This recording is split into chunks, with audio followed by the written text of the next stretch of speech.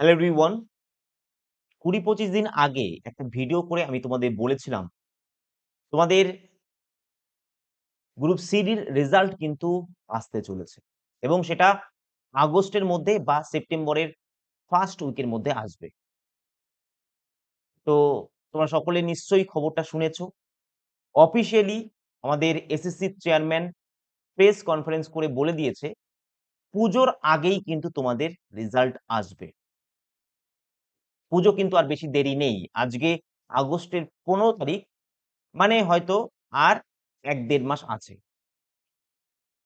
তোমাদের আমি এখনো বলছি, সেই দিনও ভিডিওতে যেটা বলেছিলাম, তোমাদের রেজাল্ট আগস্টের মধ্যে বা খুব জোর হলে সেপ্টেম্বরের ১০ তারিখের মধ্যে আসবে।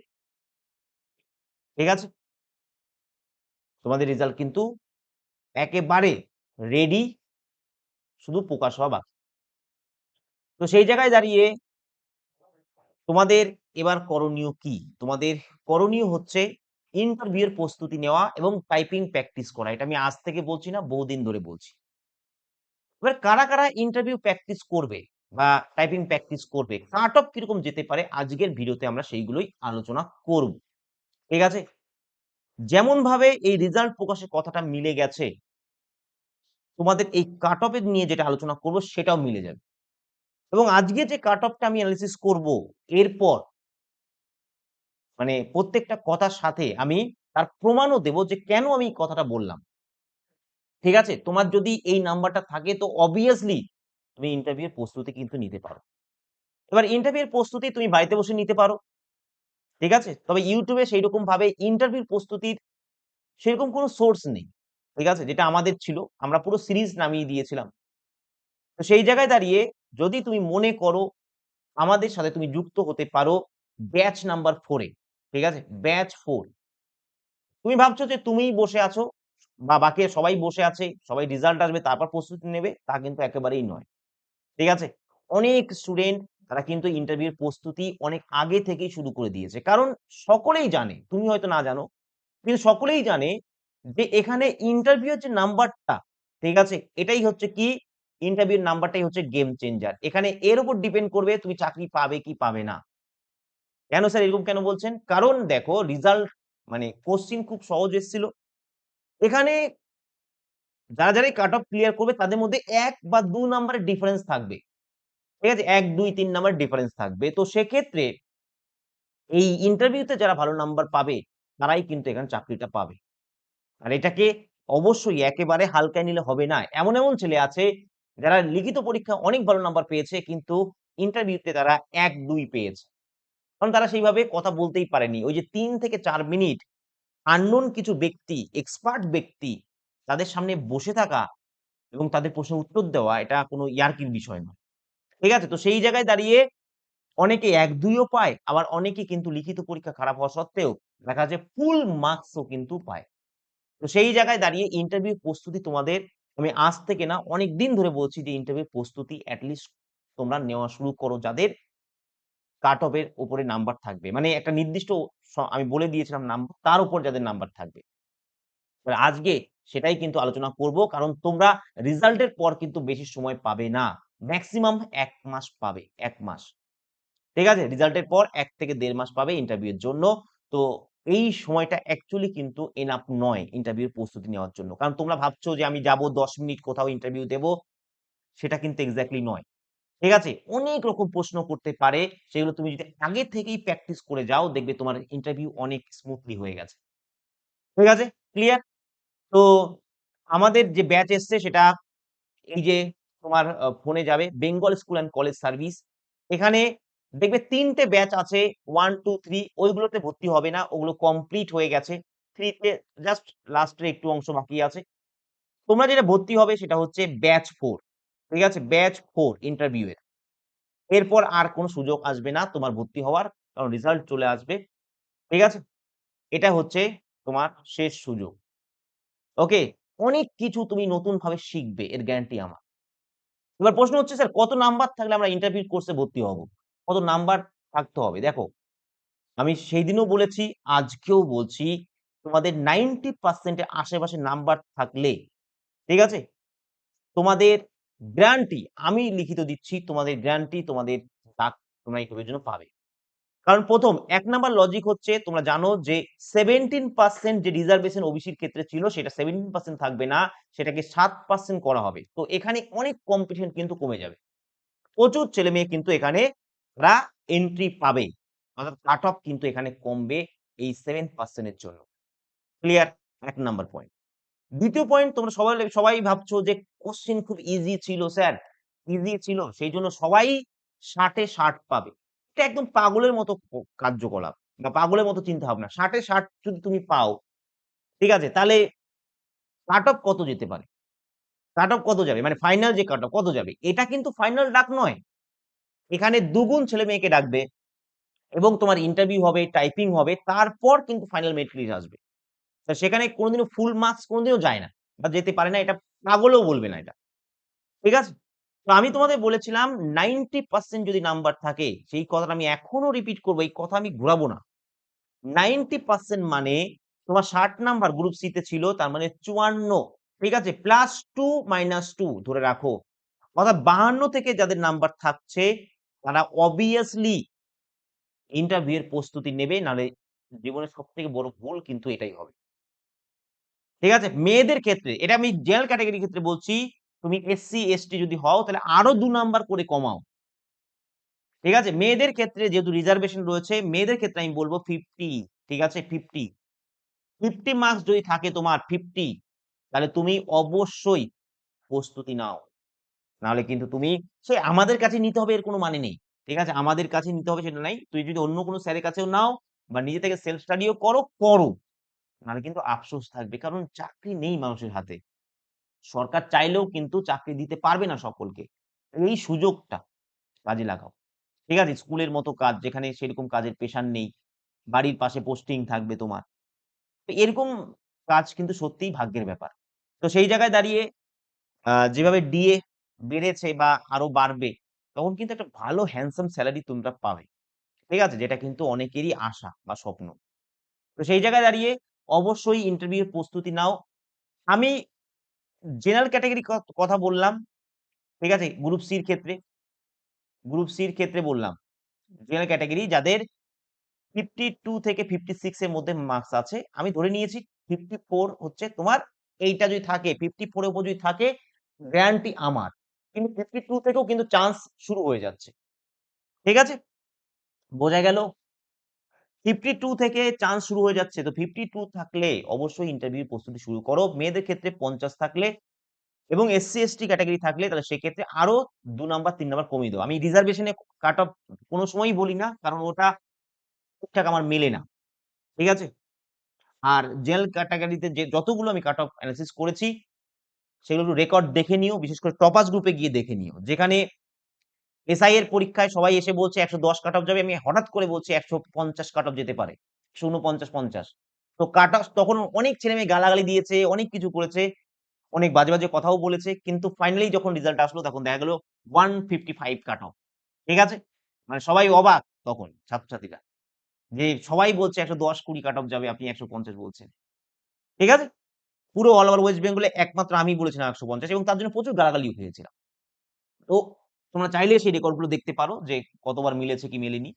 তো এখানেও আমি তোমাদের সেই গ্যারান্টি দিচ্ছি 54 মানে তোমার সিওর তোমার ডাক তুমি পাবে।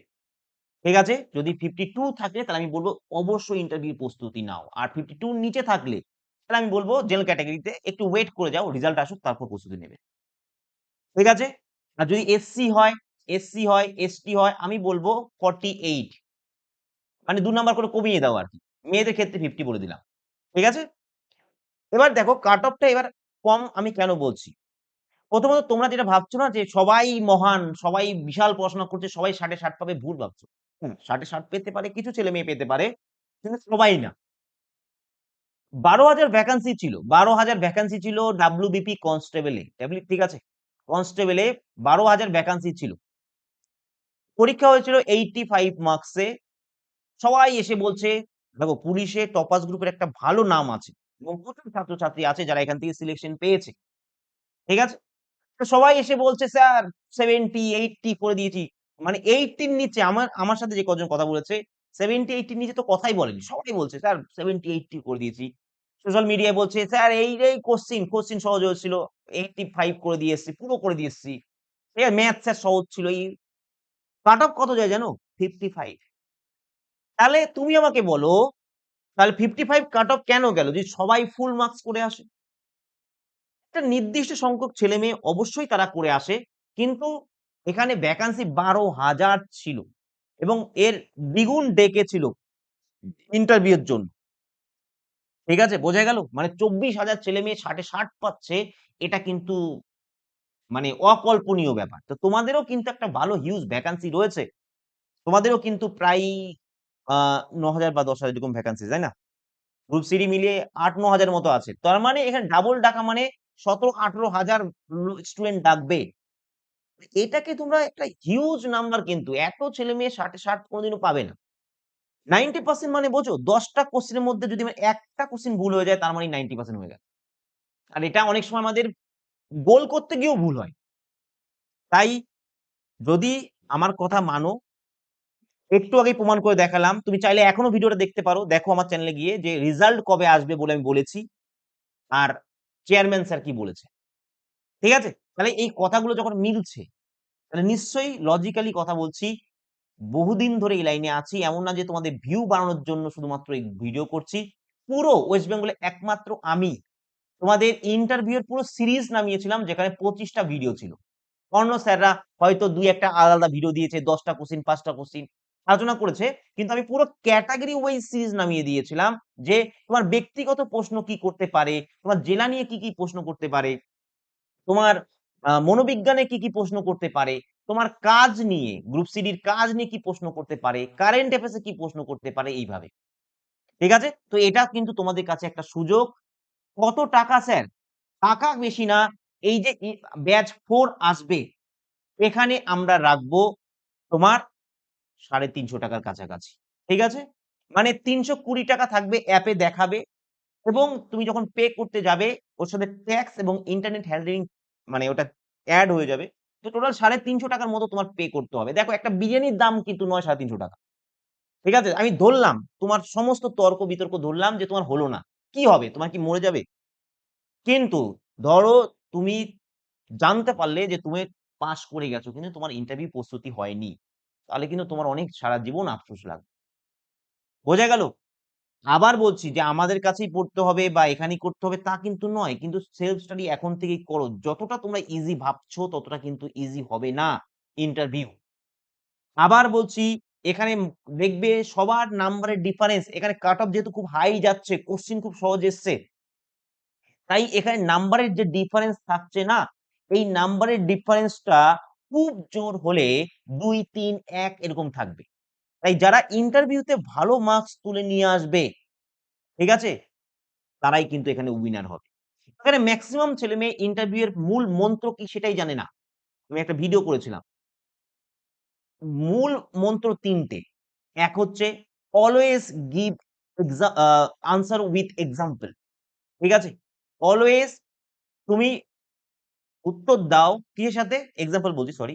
এক্সপ্লেনেশন। ঠিক আছে? এক্সপ্লেনেশন। সবসময় উত্তর দিতে হবে এক্সপ্লেনেশন এর সাথে যখন কোন স্যার প্রশ্ন করবে। দ্বিতীয় অলওয়েজ, অলওয়েজ, অলওয়েজ মানে বি অনেস্ট, বি অনেস্ট মানে ইন্টারভিউ বোর্ডে তুমি অনেস্ট হও। But not always. কিছু জায়গায় চালাকি করা যায়। ঠিক আছে? আরেকটা কি অলওয়েজ বি নিউট্রাল। ঠিক আছে? অলওয়েজ নিউট্রাল থাকতে হবে তোমাকে। তো এই যে টেকনিক গুলো, এইগুলো শুধুমাত্র পেইড ব্যাচেই কিন্তু সম্ভব।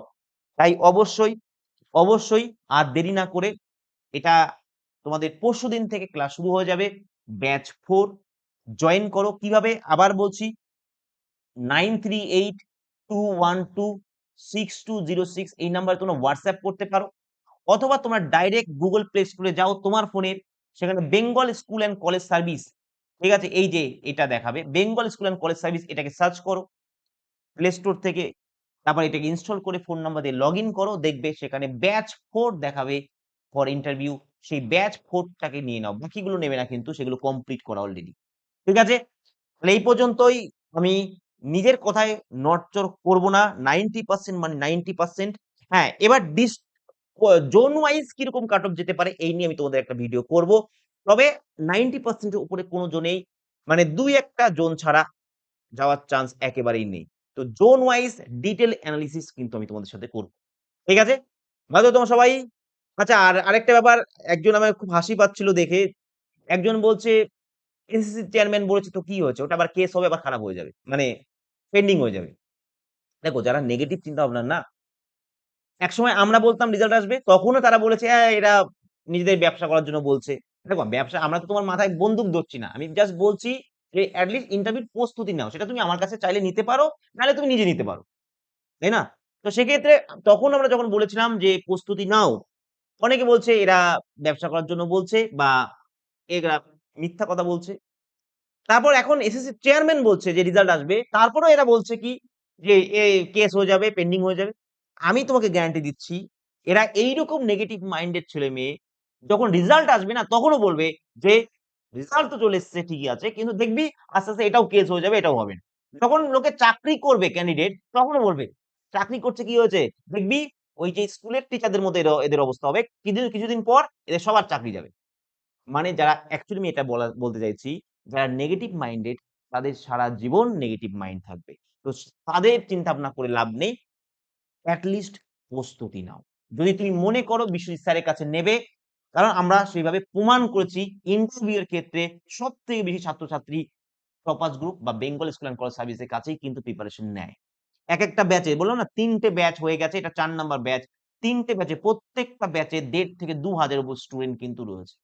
তাই অবশ্যই, অবশ্যই যুক্ত হতে পারো তুমি। ভালো থেকো সবাই। ঠিক আছে? আর পরশু থেকেই শুরু হয়ে যাবে। ১ম থেকেই জয়েন করার চেষ্টা করো।